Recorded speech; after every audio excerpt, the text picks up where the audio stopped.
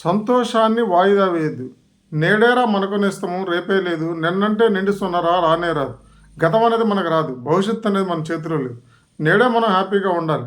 చూడండి, అక్కినేని నాగేశ్వరరావు గారిని ఒకసారి అడిగితే ఆయన ఏమన్నారంటే, చిన్నప్పుడు నాకు తిందామంటే తిండి లేదు. బాగా సంపాదన వచ్చి నాకు తిందాం అనుకున్నాను. తర్వాత హీరో అయ్యాను. బాగా సంపాదన వచ్చి తిందాం అనుకున్నాను.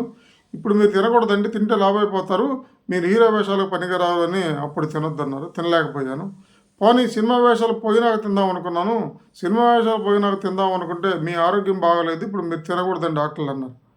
లైఫ్‌లో ఎప్పుడు కూడా చిన్న చిన్న ఆనందాలను పోస్ట్‌పోన్ చేసుకోకూడదు. జీవితం ఐస్ క్రీమ్ లాంటిది.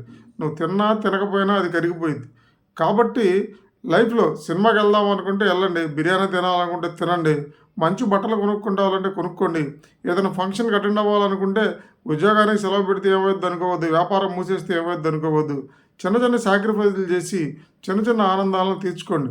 క్రికెట్ చూడాలా, సెలవు పెట్టి ఆనందంగా క్రికెట్ చూడు. నీ హీరో సినిమా రిలీజ్ అయిందా వెళ్ళిపో. హ్యాపీగా ఫ్రెండ్ ఫంక్షన్‌కి వెళ్ళాలా వెళ్ళండి. నలుగురు ఫ్రెండ్స్‌తో మీట్ అవ్వాలా మీట్ అవ్వండి. చిన్ననాటి స్నేహితులు కొడుకు పెళ్ళి ఏమైనా ఉందా వెళ్ళి ఎక్కడ హ్యాపీగా ఉండండి. మనిషికి మిడిల్ క్లాస్ వాళ్ళకి పెద్ద పెద్ద హ్యాపీనెస్‌లు ఏమి ఉండవండి.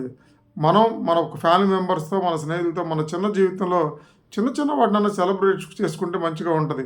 రేపొద్దున అమ్మాయి పెళ్ళైనాక హ్యాపీగా ఉందాం అనుకుంటే అప్పుడు ఇంకో సమస్య వచ్చిద్ది. రిటైర్ అయినాక హ్యాపీగా ఉందాం అనుకుంటే అప్పుడు ఇంకో ప్రాబ్లమ్స్ వస్తాయి.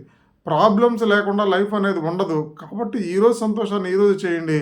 రేపు, ఎల్లుండి అంటే అది గ్యారంటీ అనేది ఉండదు. కాబట్టి జీవితంలో బాల్యంలో బాల్యం, యవ్వనంలో యవ్వనం, వృద్ధాప్యంలో వృద్ధాప్యం, ఏ సందర్భం నుండి హ్యాపీనెస్‌ని ఆ సందర్భంలో ఎంజాయ్ చేయండి. అలా ఎంజాయ్ చేసుకుంటూ పోతే మనకంటూ కొన్ని పేజీలని ఉంటాయి.